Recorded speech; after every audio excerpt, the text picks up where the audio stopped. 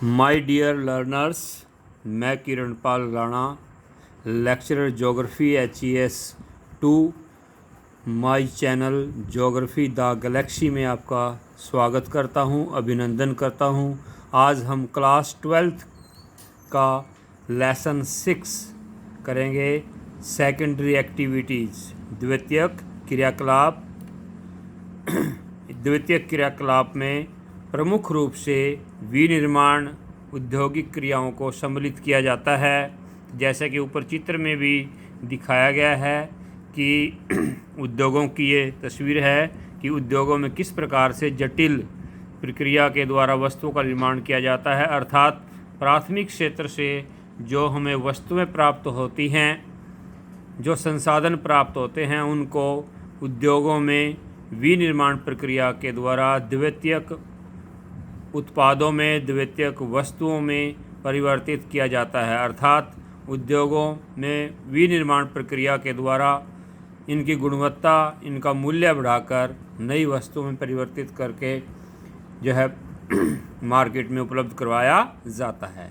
तो अब हमारे सामने क्वेश्चन आता है, विनिर्माण क्या है और उद्योग क्या है? क्या विनिर्माण और उद्योग एक ही हैं? नहीं, विनिर्माण एक वस्तुओं को बनाने की प्रक्रिया है, जबकि उद्योग एक ऐसा स्थान होता है जहां पर विनिर्माण प्रक्रिया संपन्न की जाती है। तो यदि हम इसके शाब्दिक अर्थ की बात करें तो पुराने समय में विनिर्माण जो शब्द है, इसका अर्थ माना जाता था कि वस्तुएं हाथ से बनाना या किसी प्राप्त संसाधन से हाथ के द्वारा नई वस्तु में परिवर्तित करना। जैसे कि ये चित्र भी दिखाया गया है, इसमें जो है जो लकड़ियाँ होती हैं, जो छोटी छोटी टहनियाँ होती हैं, टहनियों के द्वारा किस प्रकार से यह व्यक्ति हाथ से जो है बुनाई कर रहा है, हाथ से नई वस्तु का, बास्केट का या टोकरी का निर्माण कर रहा है। लेकिन आज आधुनिक समय की यदि हम बात करते हैं तो विनिर्माण का जो आधुनिक अर्थ है, इसका अर्थ बदल गया है। तो इसमें हाथ से बनाई हुई वस्तुओं को तो सम्मिलित किया ही जाता है, साथ में यदि किसी वस्तु को आधुनिक समय में मशीनों के द्वारा भी बनाया जाता है तो वह भी विनिर्माण या निर्माण प्रक्रिया में ही आते हैं। जैसे कि जो बास्केट मेकिंग का जो काम है, अब इस इंडस्ट्री में मशीनों के द्वारा किया जा रहा है, जबकि ऊपर वाले चित्र में हाथ से बनाया जा रहा था। तो जो विनिर्माण शब्द है, तो इसमें हाथ से बनाना या मशीन से बनाना, दोनों को सम्मिलित किया जाता है। तो आगे संयुक्त राष्ट्र संघ,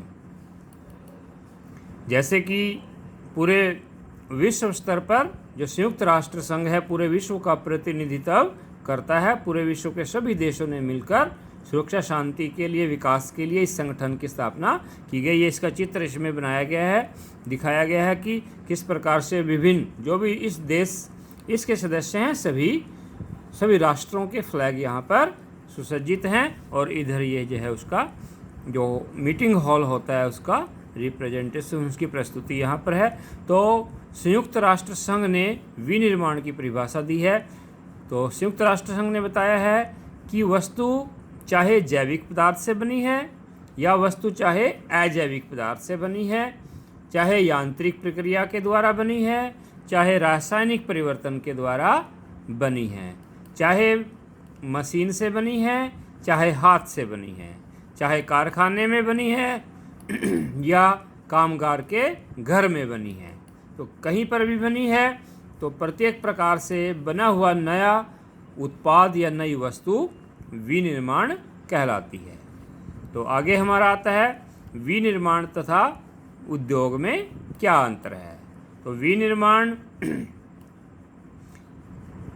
का जो क्षेत्र है, यह प्राथमिक है, क्योंकि विनिर्माण प्रक्रिया एक ऐसी प्रक्रिया है जिसमें प्राथमिक क्षेत्र से प्राप्त उत्पादों को विनिर्माण प्रक्रिया के द्वारा उच्च मूल्य व उच्च गुणवत्ता वाली नई वस्तुओं के रूप में परिवर्तित किया जाता है और नई वस्तु के रूप में हमारा नए संसाधन हमारे सामने आते हैं। अर्थात यह नई वस्तु बनाने की एक प्रक्रिया है, जैसे हम गन्ने से चीनी बनाते हैं।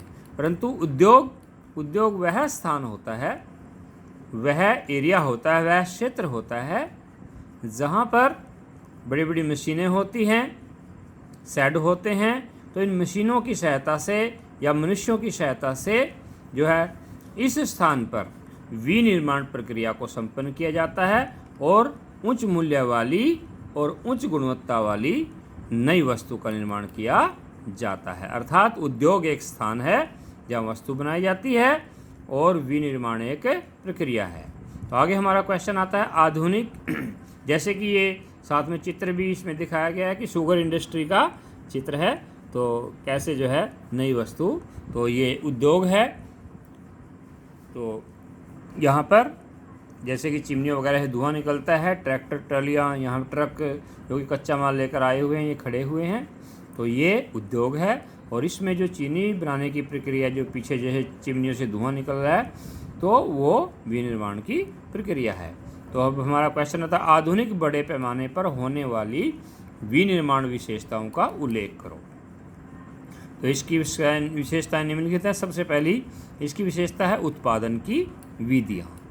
तो उत्पादन की विधि से अभिप्राय है कि एक प्रकार से तो हम जो वस्तु बाजार में जितनी वस्तु की मांग है उतनी ही वस्तु का यदि हम निर्माण करते हैं तो उसमें इस प्रक्रिया में उत्पादन की इस विधि में वस्तु का निर्माण किया जाता है। लेकिन इसमें प्रोडक्ट जो है महंगा होता है, इतनी अच्छी क्वालिटी भी नहीं होती। लेकिन यदि हम ये जैसे कि चित्र दिखाए गए हैं कि हाथ से शिल्पकारों के द्वारा जो है ये उपभोक्ताओं की मांग के अनुसार कम वस्तुओं का उत्पादन किया जाता है। यह इधर ये मनकों वगैरह से मालाएं और सजावट की वस्तुएं बनाई गई हैं, इधर ये जो है ये शिल्पकार कार्य कर रहा है। तो परंतु यदि आज के जो बड़े पैमाने के उद्योग हैं, यदि उनकी हम बात करते हैं तो वहाँ पर बड़े स्तर पर बहुत ही बड़े पैमाने पर सामान का उत्पादन किया जाता है। तो इसमें गुणवत्ता भी उच्च होती है और लागत में कमी आती है, अर्थात कम मूल्य पर उच्च गुणवत्ता वाली वस्तु उपभोक्ता को प्राप्त हो जाती है। तो ये जो आज के बड़े बड़े उद्योग हैं उनका साथ में चित्र दिखाया गया, किस प्रकार से इंजीनियर जो बड़े बड़े स्किल्ड पर्सन्स होते हैं वो किस प्रकार से नई वस्तुओं का उत्पादन करते हैं। आगे हमारा नेक्स्ट इसमें हेडिंग आता है, इसकी विशेषताएं हैं कौशल का विशिष्टीकरण। कौशल का विशिष्टीकरण से मतलब है कि निर्माण कार्य जो आज के बड़े बड़े आधुनिक इकाइयाँ हैं तो उनमें जिस फील्ड में जो श्रमिक निपुण होता है, अर्थात श्रमिक ने जिस प्रकार की ट्रेनिंग ली हुई है, जिस प्रकार का विशेष गुण उस व्यक्ति में, उस श्रमिक में है, वह उसी कार्य को अंजाम देता है, उसी कार्य को लगातार करता रहता है। जैसे कि किसी मशीन का कोई पुर्जा बनाने में यदि किसी व्यक्ति ने ट्रेनिंग ली है तो उस पुर्जे को या उस भाग को ही वह लगातार बनाता चला जाएगा। चित्र में भी ये दर्शाया गया कि जैसे skilled labour higher expansion providing the specialities. तो इस प्रकार से कौशल विशिष्टीकरण का इसमें सबसे महत्वपूर्ण स्थान होता है। तो आगे हमारा आता है यंत्रीकरण।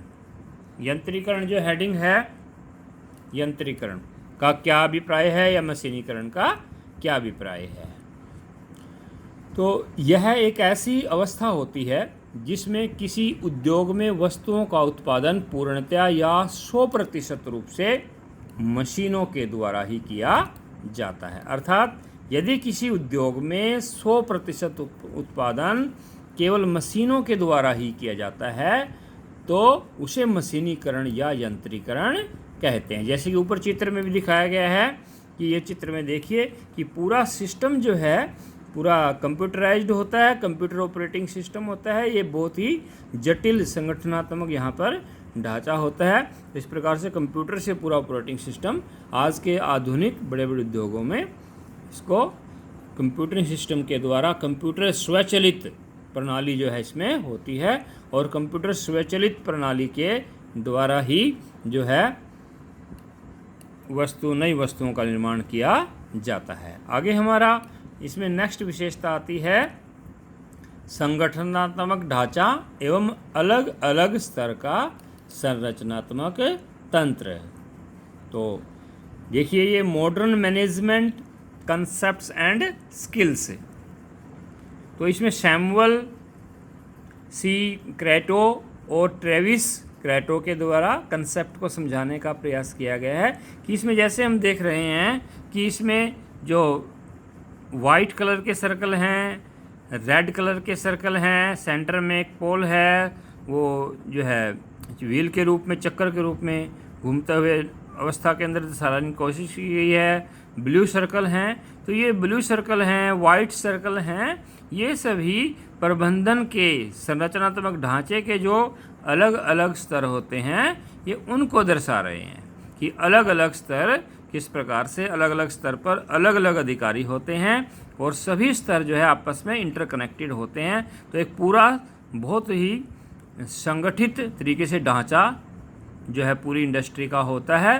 तो अलग अलग स्तर का अलग अलग संरचना तंत्र होता है, लेकिन सभी संयुक्त रूप से जो है मिलकर कार्य करते हैं। साथ में ये देखिए कि ये कंप्यूटर सिस्टम जो है रोबोट कैसे कार्य करता है, तो इसको भी इसमें दर्शाने का प्रयास है। Robotics and computer integrated manufacturing system, तो इसके द्वारा ये आधुनिक उद्योगों की, आजकल के उद्योगों की बहुत ही महत्वपूर्ण विशेषता है। तो आज के आधुनिक उद्योगों में विनिर्माण प्रक्रिया को इस स्तर पर इस प्रकार से की जाती है कि प्रक्रिया इतनी जटिल होती है कि इसको विभिन्न स्तरों पर संपन्न किया जाता है अत्यधिक विशिष्टीकरण तथा श्रम विभाजन से। तो इसमें यही है कि श्रम विभाजन किया जाता है, विशिष्टीकरण अत्यधिक होता है, विशिष्टीकरण इसमें अत्यधिक होता है, आधुनिक तरीके अपनाए जाते हैं, अधिक से अधिक गुणवत्ता वाला माल जो है तैयार किया जाता है। परिक्रम एवं संरचना तंत्र पूरा संगठित एवं इतना जटिल होता है कि जिसमें अधिक से अधिक पूंजी लगी हुई होती है। तो जटिल बहुत होने के कारण, मशीनों का अधिक प्रयोग होने के कारण, स्वचालित कंप्यूटर प्रणाली होने के कारण, तो पूंजी बहुत भारी, बहुत बड़ी पूंजी का निवेश इस प्रकार के उद्योगों में किया जाता है। तो अलग अलग स्तर के शासकीय स्तर के जो है अलग अलग वर्ग के अधिकारी होते हैं। आगे है अनियमित भौगोलिक वितरण। अब हम देखते हैं कि इनका भौगोलिक वितरण कैसे है, कैसे किन किन क्षेत्रों में आधुनिक उद्योग पाए जाते हैं, किन में नहीं। तो आधुनिक उद्योग कुछ विशिष्ट क्षेत्रों में अत्यधिक सघन तथा केंद्रित होते जा रहे हैं, जबकि बहुत से क्षेत्र ऐसे हैं जहां बिल्कुल विकास नहीं हुआ, विकास से वंचित हैं, वहां पर उद्योग बहुत ही कम पाए जाते हैं या बिल्कुल ही नहीं पाए जाते हैं। सघन औद्योगिक क्षेत्र, यह जो सघन औद्योगिक क्षेत्र की हम बात कर रहे हैं, यह पूरे विश्व के परिमंडल पर केवल 10% भाग पर ही फैले हुए हैं। अर्थात विश्व के अधिकतर उद्योग विश्व के परिमंडल पर केवल 10% क्षेत्र पर ही फैले हुए हैं, बाकी 90% क्षेत्र पर इक्के दुक्के बहुत ही कम मात्रा में उद्योग पाए जाते हैं। जैसे कि ये विश्व का मानचित्र भी इसमें दिखाया गया है। तो इसमें हम देख रहे हैं कि जैसे कि ये संयुक्त राज्य अमेरिका है और कनाडा है, अर्थात उत्तरी अमेरिका का जो पूर्वी क्षेत्र है, ये प्रमुख बहुत बड़ा औद्योगिक क्षेत्र है। और जैसे कि हम जानते हैं कि संयुक्त राज्य अमेरिका जो है एक बहुत शक्तिशाली साम्राज्य भी है, शक्ति का केंद्र भी बनाया हुआ है। इसी प्रकार से ये हमारा पश्चिमी यूरोपीय क्षेत्र है, तो यहाँ पर बड़े बड़े औद्योगिक केंद्र स्थापित हैं। इस प्रकार से ये रशिया का पश्चिमी भाग है और यूरोप का जो पूर्वी क्षेत्र है, तो यहाँ पर भी औद्योगिक, इस प्रकार से यहाँ जापान और चाइना का पूर्वी क्षेत्र है, इन क्षेत्रों के अंदर भी जो है औद्योगिक विकास बहुत ज़्यादा हुआ है। इस प्रकार भारत के कुछ क्षेत्रों में भी, तो हमने इस प्रकार दक्षिण अफ्रीका के क्षेत्र में भी ऐसे ही ब्राज़ील है, अर्जेंटीना है, चिली है, यहाँ पर भी छोटे मोटे, और मैक्सिको है, यहाँ पर भी उद्योग पाए जाते हैं। ऑस्ट्रेलिया के अंदर भी जो तटीय क्षेत्र है, यहाँ पर हम देख रहे हैं कि यहाँ पर भी जो औद्योगिक विकास हुआ, लेकिन इतना नहीं हुआ। तो जो प्रमुख क्षेत्र हैं, तो इन क्षेत्रों के अंदर ही सबसे अधिक औद्योगिक विकास हुआ है। और जैसे कि हम देखते हैं कि विश्व की जो बड़ी बड़ी शक्तियां भी इन देशों को ही माना जाता है, चाहे वो फ्रांस है, चाहे वो जर्मनी है, चाहे वो ग्रेट ब्रिटेन है, चाहे वो संयुक्त राज्य अमेरिका है, कनाडा है, ठीक है, जापान है। तो इस प्रकार से ये जो है शक्ति के केंद्र भी बने हुए हैं। तो आगे हमारा नेक्स्ट क्वेश्चन